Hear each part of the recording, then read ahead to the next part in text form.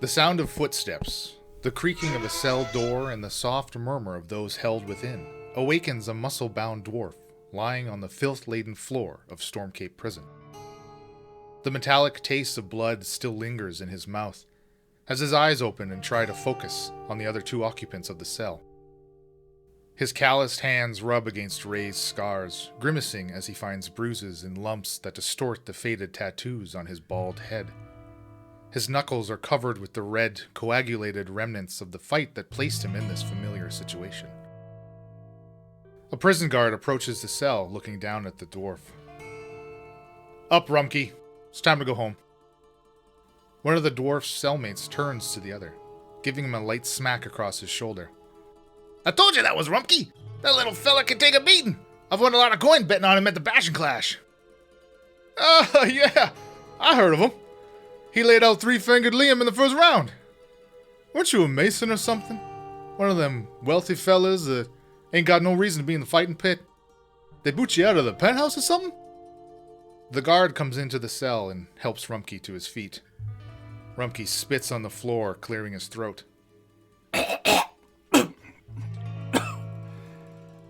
Yeah. I'll be fighting again on Thuror in the afternoon. If you're not locked up, come and check me out. "Sure thing, Rumpke. Yeah, we'll be there." The guard closes the cell door and smirks at the dwarf's cellmates. That's unlikely. He escorts Rumpke down the roughly hewn tunnels carved into the rock directly beneath the plateau, to the front gate of the prison. "What's gotten into you, Rumpke? You beat the shit out of a guy just walking down the street. People say you were like some kind of mad animal, biting and punching at the guy. Arvil and Jake happened to see it and pulled you off of him and brought you here. You're lucky it wasn't somebody important, just some sailor from a merchant ship that left port this morning. Keeping you in the cell last night is probably what saved you from a shipmate stringing you up to the mast." I don't remember any of it. Sure, yeah, you never do. I can't keep letting you out like this. I'm not going to lose my job because you can't hold your liquor. This is the last time. Hey, thanks, Stuart. You've been a good friend, and I owe you. Again. I'm not doing it for you. I'm doing it for Zoe. Now, get out of here and don't make me regret it. In the evening, a few weeks later, the Iron Hammer Tavern is filling up with guild members of the Masons' Assembly, who are happy to pour their recent paychecks down their throats and back into the coffers of the guild-owned business. The Dunlins run the Masons' Assembly in Stormcape. Their family has prospered greatly as the city expanded rapidly since its founding. They treat their workers well by providing them with very affordable housing, food, and the lowest-priced ale in the city. Of course, those luxuries are only available to Assembly members, which as of 6 months ago does not include Rumpke. Rumpke and his friend Morton are sitting at a small table in a dark corner, trying not to be noticed. Rumpke dons the hood on his cloak so only the tip of his nose is exposed. You can't be here, Rumpke. These guys aren't your friends anymore. You're banned from the guild. And Master Dunlin won't look too kindly on you being here since you beat Osmond to a pulp. He damn near died. Master Dunlin had to hire 3 hands to replace him, and now he's taking care of Osmond out of his pocket for who knows how long. You gotta believe me, Morton. I don't remember doing it. I mean, hell, I liked Osmond. It's these dreams, these blackouts, whatever you call them. A curse. A possession of some kind, that's what I call it. There are weird things going on in the Darag region, Rumpke, and that's where you were before the merchants dumped you here. Too far south. Who knows what kind of dark magic you could have on you. This blasted Third Mineral War is tainting damn near all of Senta. Thank the founders for keeping Stormcape out of it. You need to see a cleric and start praying to the Lathander for guidance and forgiveness, because I don't think you're going to find it here. Morton, I know you're trying to help, but I'm not going to place my fate in the hands of some celestial being that demands some kind of favor or piety. I'd rather put my faith in you. All I ask is that you go talk to Master Dunlin for me. He likes you. I think my pleas, they'd fall on deaf ears, my friend. Most of the guild thinks your banishment is not nearly enough punishment. Look, if I were you, I would... The Iron Hammer barkeep approaches and places both of his massive hands on the tabletop, shifting his stance to obscure the view of the other patrons behind him. He leans down close to Rumpke's face. I like what I do here. Master Dunlin provides me with a good life, and I'm not a fool. I'm not fool enough to risk it by allowing you to be here. There are rules, Rumpke, and you know them. His gaze shifts over to Morton. And you know them too, Morton. I'm going to turn around and get everyone's attention, and both of you are going to go out the exit door behind the bar. I don't expect to see you again, unless Master Dunlin reinstates you as Stonecutter. This is your only warning, and one you don't deserve. And Morton, you're banned from the Iron Hammer for a month.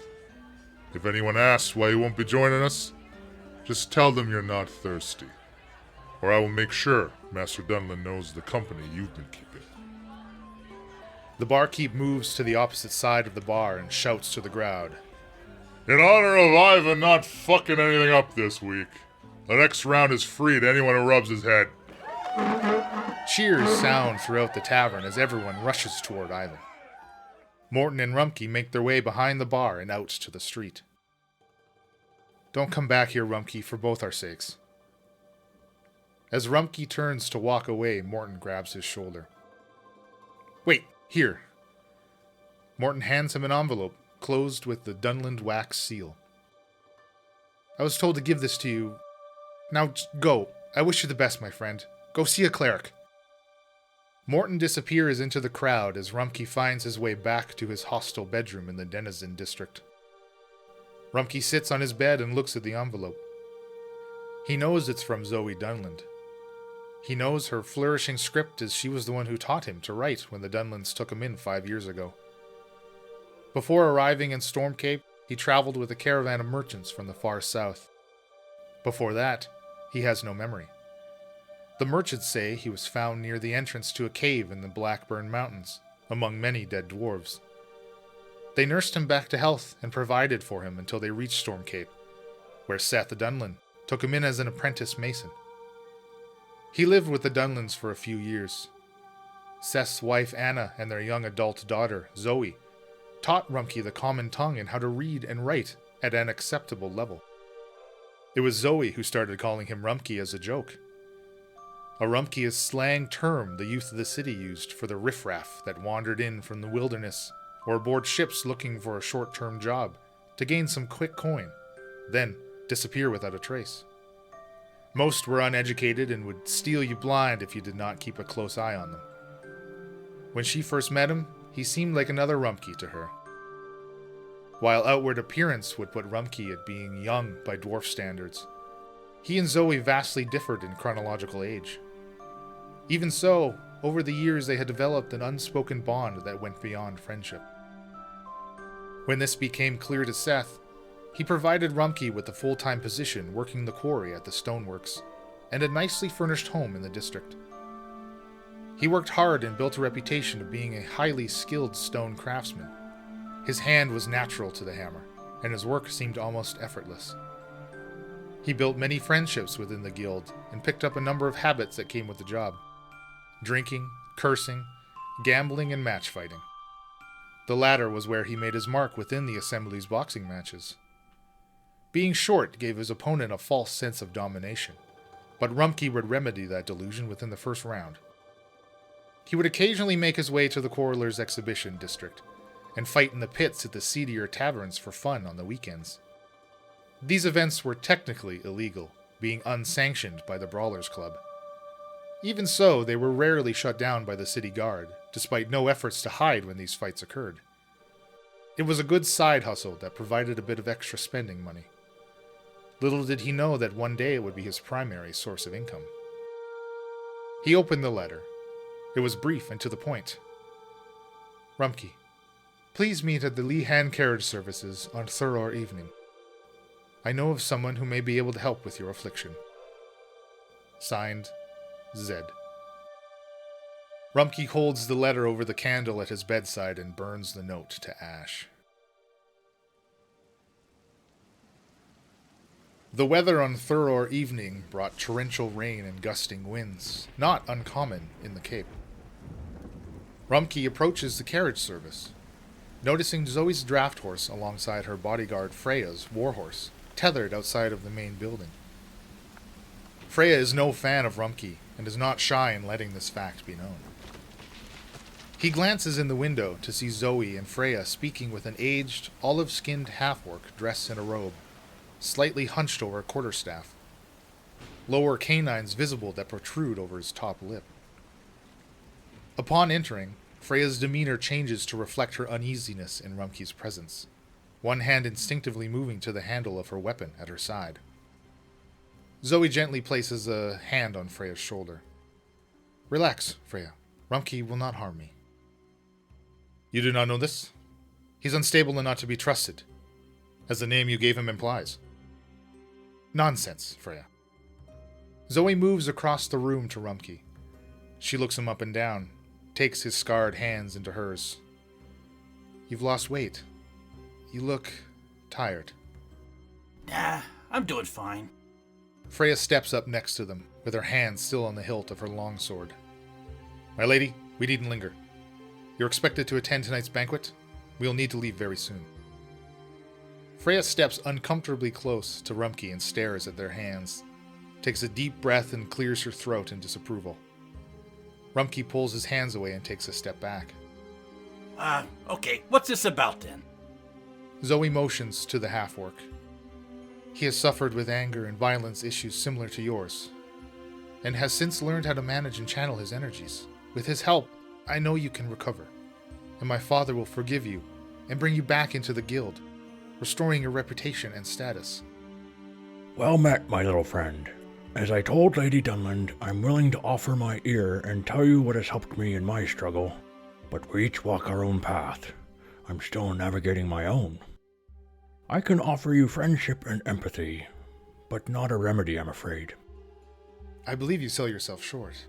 I have it on good authority that your guidance is exactly what Rumpke needs. Besides, what could it hurt? I'm not interested in any kind of religious mumbo-jumbo. Oh, no, not at all. Inner peace and self-control have guided me to where I am today. I hope to help you find that peace within you, if I can. My lady, I must insist. You have given your plebeian the information. Now we must be on our way. I always liked you, Freya. You're the kind of person that could start a fight in an empty house. A response to you is beneath me. Oh, is that a dwarf joke or just a faux pas? I'll tell you what you can put underneath you. Thank you. Zoe clasps the half-orc's hands in hers. I will call on you in a 10-day to see how you are getting on. She turns to Rumpke. I know you will make this right again. Freya impatiently ushers Zoe into the downpour, hooves churning up mud as they take the slanted slipway back to the city. Do you drink? Like a dried fish in the summer heat. Good. I think we'll get along just fine. Purely at the behest of Zoe, Rumpke shares his troubles with the half-orc. Shortly before he was removed from the Masons' assembly, the nightmares began. Scattered thoughts at first that made no sense. He dreamed of monstrous beasts, screams in the darkness as waves of dwarves ran in fear. Once he dreamed of a dwarven army standing atop a snow-covered mountain pass, looking down on a horde of orcs. At first, he paid no mind to the dreams, until they started happening while he was awake. These visions would consume his thoughts and seem vividly real, only for him to regain his conscious mind and find he had done something horrid. Tearing a room apart or punching someone to a bloody pulp. It did not take long before he was not welcome amongst his friends and fellow workers.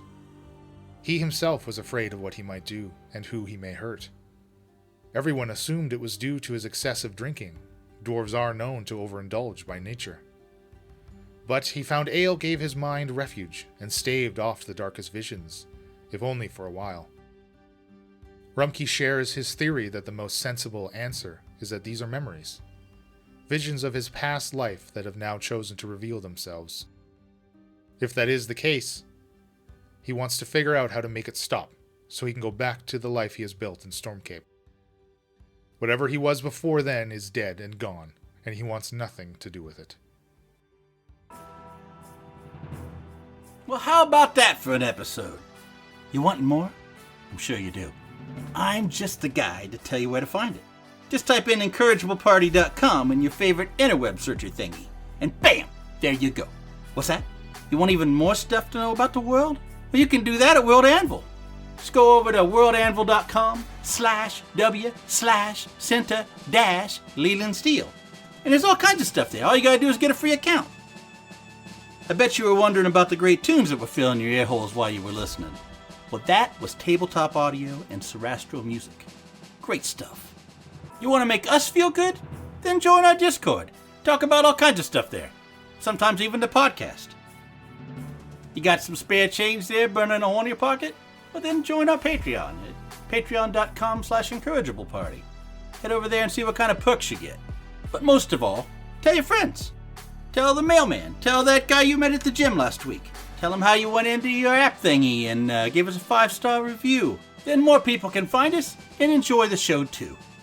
Okay, now that I'm done being a shill, there's only one more thing to say. And that's happy adventuring. This has been a Sounds of Steel production.